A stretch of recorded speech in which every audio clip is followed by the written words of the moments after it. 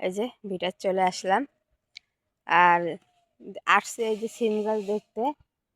মানুষের মনে করেন যে সিম গাছে সিম ধরছে কি বা ফুলও কত সুন্দর আসছে। আর আমাদের মতো করে যে এই মাছটাই এই যে দুই একটা এসে ফুল আসছে ওই যে। তারপর ওইটা আবার কেমন যেন পোকা ধরছে, মনে হয় সিম ধরছিল।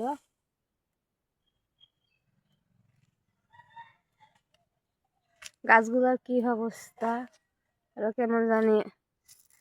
এবার কেন সিম এতই দেরি করে ধরতেছে, তাই দেখতে আসলাম যে দেখে আসো সিমের গাছের কি অবস্থা।